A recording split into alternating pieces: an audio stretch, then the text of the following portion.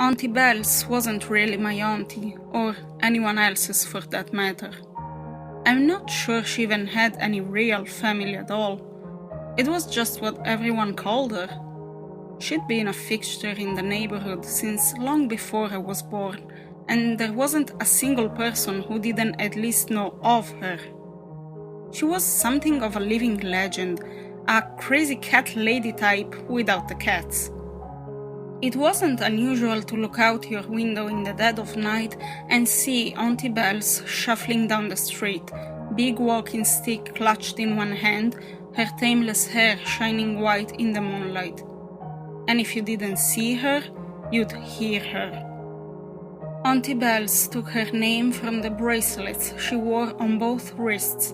Strands of twine ran through a countless number of tiny bells that tinkled with her every movement. The first time I saw her, I was still a small child. My family had just moved onto the street, and I was playing in our front yard while Mom unpacked inside.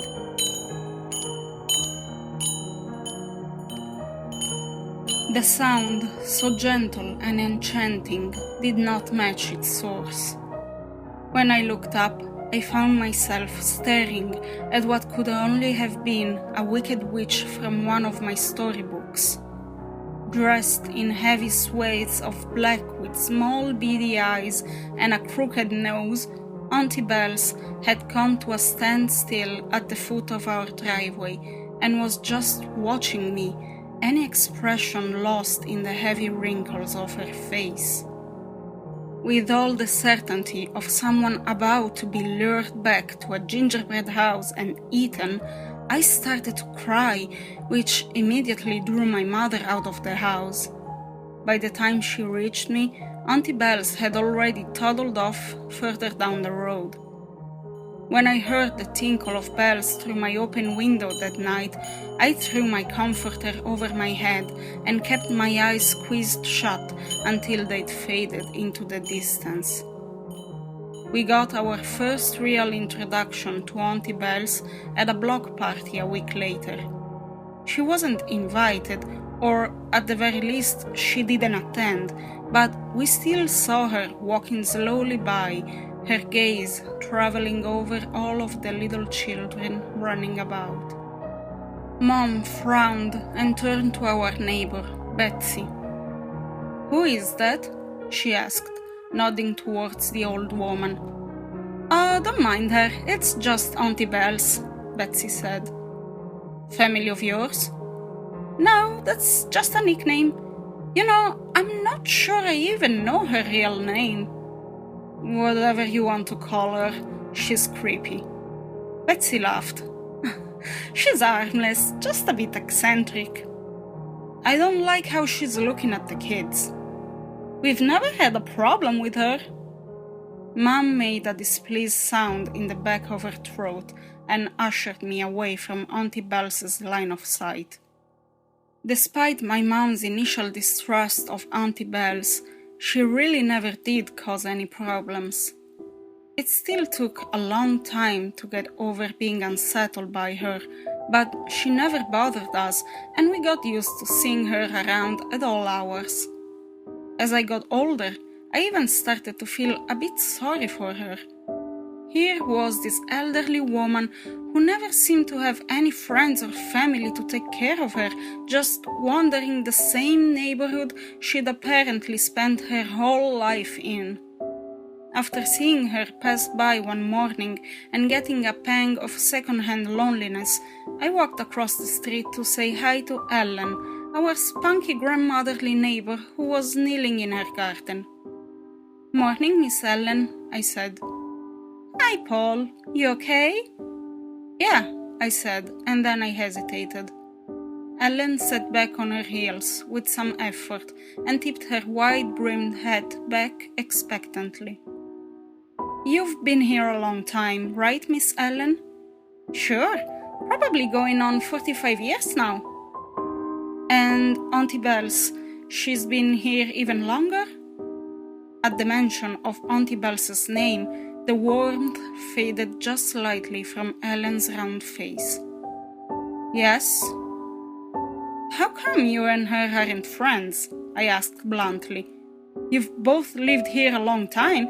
Shouldn't you be friends?" "Just never happened, I suppose," Ellen said. "She just seems lonely." "Yes, well, sometimes that happens when you get old." Something in her tone told me the conversation was over. After that, I took it upon myself to try and be nicer to Auntie Bells. It didn't seem right that she was always alone, and I wanted to try and help. I'd say hi to her, ask her how she was doing, sometimes even walk a bit with her. She never acknowledged me much beyond a small nod, and at first my presence seemed to stiffen her. I would catch her staring at me out of the corner of her eye, wary and suspicious.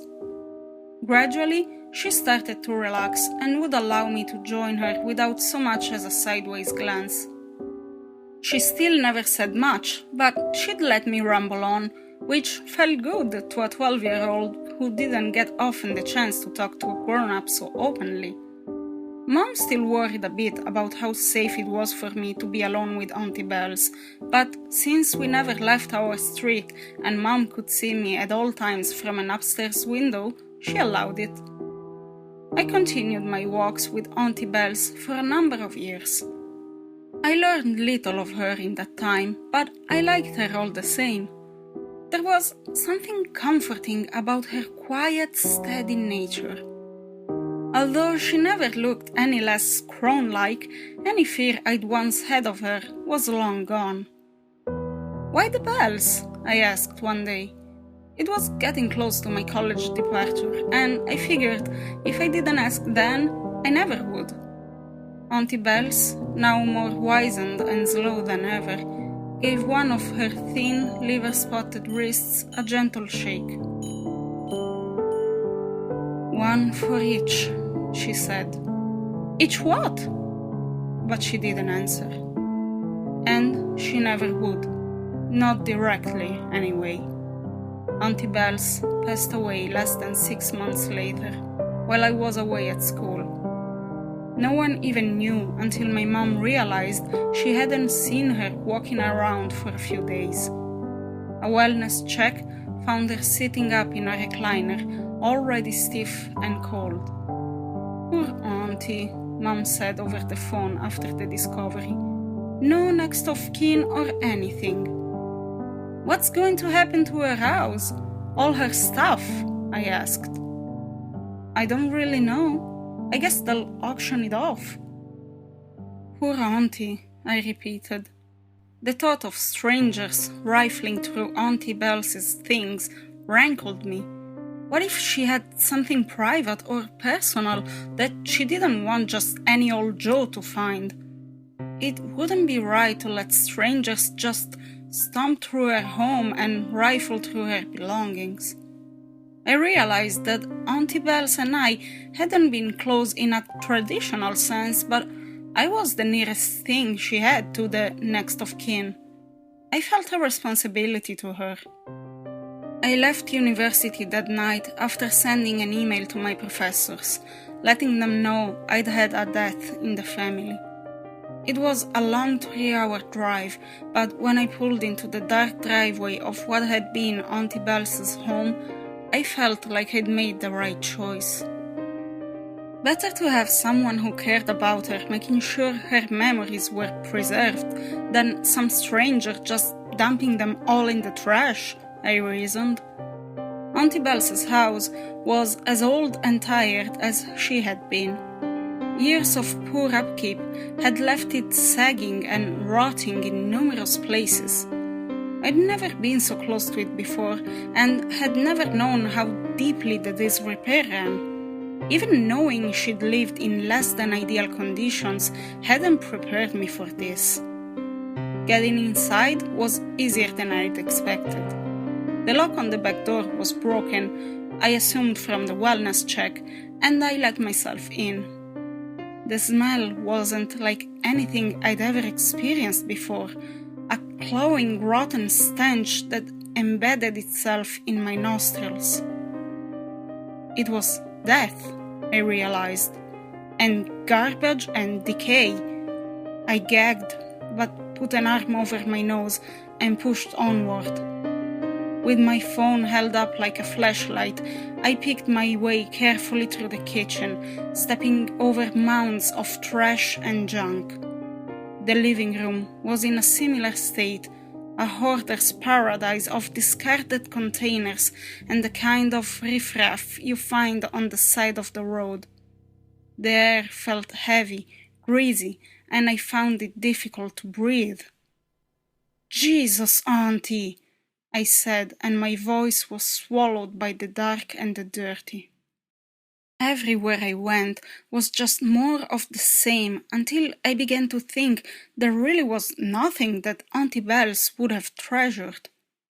Her bedroom, the bathroom, the small guest room, all told the same sad tale of an unhealthy woman who had let her mental illness run her life.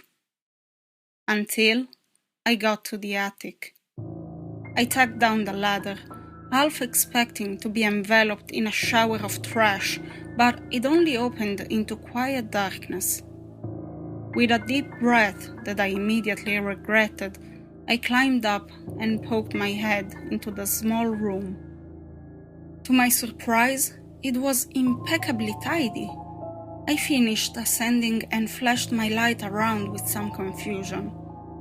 Maybe she'd been too old to climb the ladder and it had escaped her hoarding, I thought, but there was no dust up there, no spider webs or animal droppings. It was the only clean room in the house. It was also the most unsettling. Shelves lined every wall and, upon each, rows of dolls set. Hand-stitched with big button eyes and wiry stalks of hair, they stared at me from every inch of open wall space. With my heartbeat quickening, I slowly approached the nearest doll and crouched to get a better look at it. Although made of crude, rough material, the stitches were placed so neatly, so lovingly, that I knew Auntie Bells had done each by hand. A little tag tied to its leg read, "Lyle Girl, 1943. The next had a similar tag, "Flanagan Boy, 1943. Down the row I went, reading each inscription, one for each doll. When I reached the end, I gently picked up the last one in line. "Pearson Girl, 1947, I read. I weighed it in my hand, giving it a little squeeze. Inside, something small and hard rolled between my fingers. Curious, I began picking at one of those carefully crafted seams until it fell away and the doll split open. Wrapped in its stomach, partially obscured by a wad of cotton, was a tiny skull. I yelped and dropped the doll. It fell to the floor and the skull poked out of the slit in its side, its two black eyes staring up at me. I stumbled away from it, making it all the way across the room until I slammed into an antique desk tucked against the far wall. From inside one of its drawers, I heard the familiar faint tinkle of bells. I turned to it slowly, like I was afraid Auntie Bells would come rising from the drawer along with that sound, but of course it remained shut until I opened it. Her bracelets, wrapped in thin tissue paper, were sitting on top. Below them, a leather-bound ledger book and what appeared to be old surgical tools were likewise wrapped. The sight of a pair of rusted clamps peeking over the tissue paper nearly turned my stomach. Shaken and desperate for answers, I pushed the bells, which tinkled in protest, aside and threw open the book on the desk. The pages were full of precise, neat script, each one detailing names, dates, marital statuses, and months. It took me a moment to realize each name belonged to a woman. Ellen Hardowitz.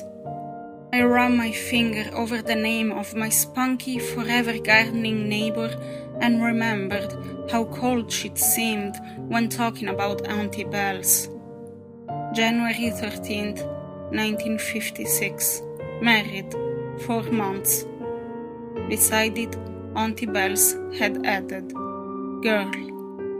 I turned again to face the room of button-eyed dolls and slowly approached the one lying on the floor. I knelt next to it and scooped it up again, careful not to touch the bones within. I had never held anything so tiny or fragile in my hands before. One for each, Auntie Bells had told me once, but she hadn't ever said each of what. Now I was beginning to understand.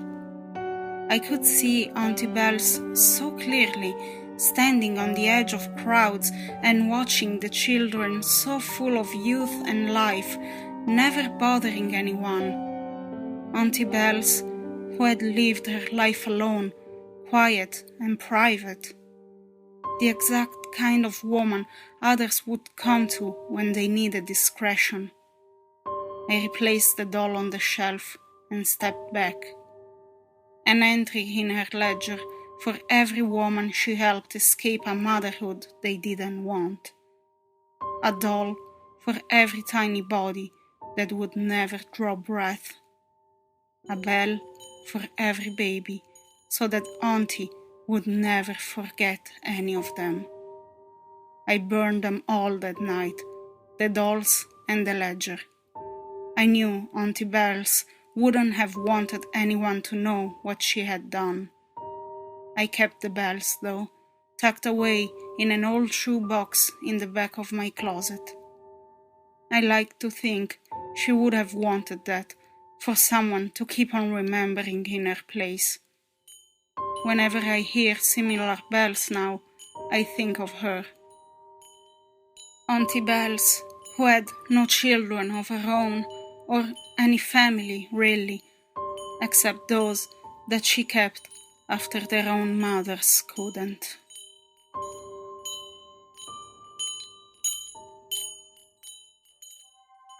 Hello, creepy readers. Thank you for joining me. Until next time, you can browse the library and check out my older readings, and keep in mind that it's in the dustiest books that you may find the best stories.